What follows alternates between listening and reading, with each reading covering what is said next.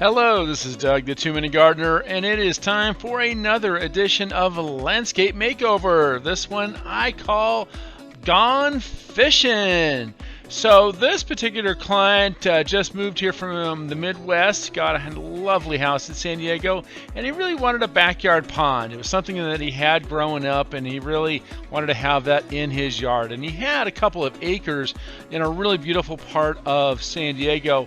And so what he wanted was a pond with a patio and a water feature that fed into the pond, and it was a really nice, noisy water feature that he could really enjoy all year round, because here in San Diego you can sit outside almost all year round.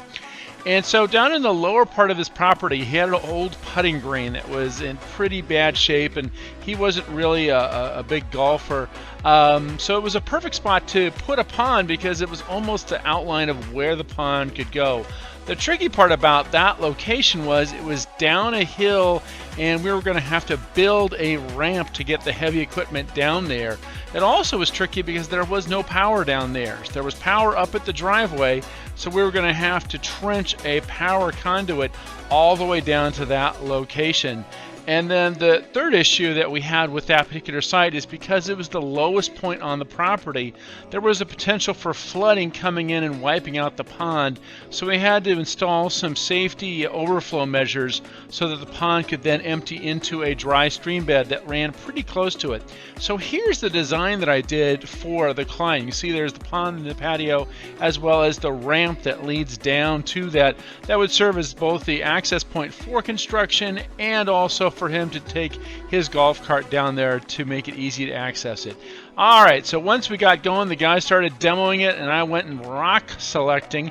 We ended up using 40 tons of rocks for this. The very first thing we had to do was build the big ramp, because this ramp had to be big enough to get a bobcat down into the area to excavate all this. And to actually build a ramp that was that stable, we needed 16 tons of boulders and various size cobble to stabilize the ramp. Once we got the ramp down there, then we could start getting the big equipment down into that area. So we dug the hole, and once the hole was dug, the guys laid sand in there for the pond liner. It's really important to put sand down under a pond liner so the pond liner is never on anything that could puncture it, like rocks or those kind of things. Alright, so the pond liner's gone in. We've built the blocks to establish the water feature, and now we've put the liner in around everything. Once that's done, we got the Mexican beach pebbles in to put on the bottom of the pond to really kind of make it seem a little deeper than it actually is. As you can tell, it's only about 2.5 feet deep. Then it's important for ponds that you have some kind of refuge for the fish. We have various predators, storks, egrets around here in San Diego, and they were definitely going to go after those fish. So we used the CMU block with some flagstone, and then we added some boulders on top of that to create that wonderful refuge for the fish.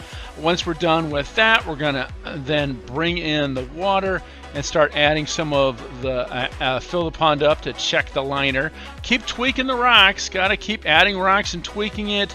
And once the water's in, the liner's holding, let's get some pond plants. So we bought a bunch of lilies and lotus and other kind of horsetail and other kinds of really cool pond plants to go in the pond and around the pond to really make it look like a natural pond with all kinds of colorful foliage. And this also helps with the biology of the pond. It creates shade on the pond, which helps reduce some of the algae. Alright, the pond plants are in. It's time to bring the fishies in. And just like those little aquariums you have at home, you want to put the fish in the bags and then let the bags sit in the pond for a while so they get used to that temperature and the fish have settled in. And lastly, of course, add a little bit of mulch around the perimeter for those plants. So let's take a look at the before and afters. Here we go. Before, it was kind of unattractive little putting green, and there was no place to sit and really enjoy it.